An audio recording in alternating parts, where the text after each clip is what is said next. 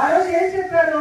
ప్రతి ఒక్కరికి ఆడబిడ్డ నిధి 1500, 18 ఏళ్ళు దాటిన వాళ్ళకి 60 ఏళ్ళు లోపల ఉన్న ప్రతి ఆడబిడ్డకి ఆడబిడ్డ నిధి కింద 1500 నెలకిస్తాము, సంవత్సరానికి 18,000 ఇస్తాము అన్నారు.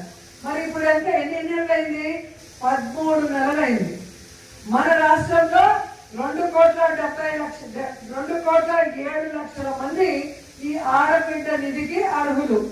మరి ఈ 2,07,00,000 మంది ఆడబిడ్డల్ని చంద్రబాబు నాయుడు, పవన్ కళ్యాణ్ ప్రతి నెల ఇస్తానన్న 1500 ఈ 13 నెలలకి కలిపితే 35,100 కోట్లు, దాదాపుగా 35,000 కోట్ల పైగా. మరి చీటింగ్ చేసిన వాళ్ళ మీద చీటింగ్ కేసు 420 కేసు పెట్టాలా వద్దా?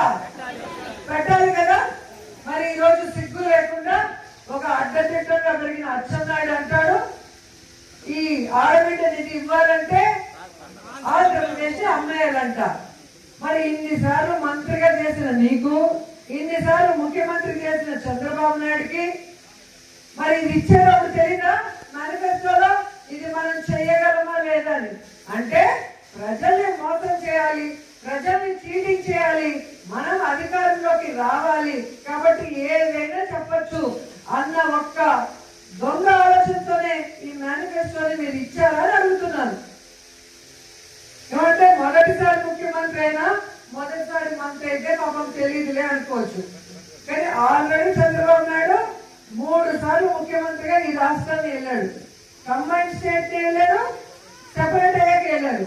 రాష్ట్ర బడ్జెట్ ఎంత ఉంది, రాష్ట్ర అప్పు ఏంటి, రాష్ట్ర ఖజానాలో ఏముంది, మనం చెప్పింది చేయగలమా లేదా అన్న ఆలోచన ఉండాలి కదా. జగనన్న చిన్నవాడైనా మొదటిసారి ముఖ్యమంత్రి అయినా ఆయన చెప్పిన ప్రతిదీ చేశాడు. ఎలా చేశాడు? ఆయనే సంపద సృష్టించుకున్నారు, ఆయనే ప్రజలకు ఇచ్చిన మాటను నెరవేర్చుకోవాలన్న చిత్తశుద్ధితో చేశాడు. చంద్రబాబు నాయుడు దిగిపోయే రోజుకి ఖజానాలో ఎంతుంది? 100 కోట్లు కూడా లేదు. మరి చంద్రబాబు నాయుడు లాగా అమ్మో ఏపీని అమ్మేయాలి, అమ్మో భయం వేస్తుంది, నేను చేయలేను, ఇలాంటి మాటలు ఎప్పుడైనా మాట్లాడారా?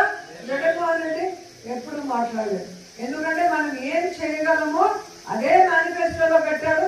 పెట్టిన దాన్ని కరోనా వచ్చి రాష్ట్రానికి ఇన్కమ్ లేకపోయినా ఎవ్వరు జీతం ఆపలేదు, ఎవ్వరు వెల్ఫేర్ స్కీమ్ ఆపలేదు, ఏ డెవలప్మెంట్ ఆపలేదు. అది నాయకుడు అంటే.